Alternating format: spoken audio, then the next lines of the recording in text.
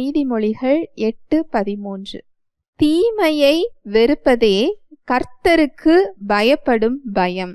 பெருமையையும் அகந்தையையும் தீய வழியையும் புரட்டு வாயையும் நான் வெறுக்கிறேன். இதெல்லாம் தேவனுடைய பிள்ளைக்கு இயல்பாகவே வெறுப்பு வரக்கூடிய காரியங்கள். ஏன்னா இந்த இயல்புல நம்ம படைக்கப்படல. தீமையை வெறுக்கிறது, ஒரு தீமை மேல இயல்பாகவே நமக்கு கோபம் வர வேண்டும்.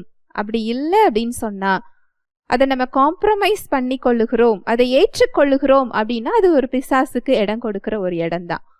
நம்ம கூட இருக்கிறாங்க, நம்முடைய உறவுகள், நம்மளுடைய நண்பர்கள் அப்படிங்கிறதுனால தீமைகளை நம்மளால ஏற்றுக்கொள்ள முடியாது. தேவனுடைய பிள்ளைகள் எங்க இருக்கிறாங்களோ அவர்கள் அந்த தெய்வ சாயல் நம்ம கூட இருக்கிறவங்களை மேற்கொள்ளணுமே தவிர உலகத்தின் சாயல் நம்மை மேற்கொள்ளக்கூடாது. இதுதான் நான் ஒருவரோடு எந்த அளவு பழக வேண்டும் என்பதோட பவுண்டரி, எல்லை. அதுதான். அது நண்பர்களாக இருந்தாலும் சரி, உறவுகளாக இருந்தாலும் சரி. தீமையை வெறுப்பதே கர்த்தருக்கு பயப்படும் பயம்.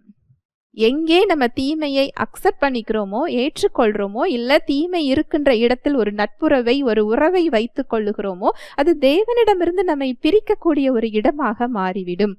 இந்த தீமை அப்படிங்கிறது ஒரு தீங்கான காரியத்தின் மூலமாகவோ பாவ காரியத்தின் மூலமாகவோ மாத்திரம் இல்ல, அது உலக காரியங்கள் மூலமாகவும் வரும்.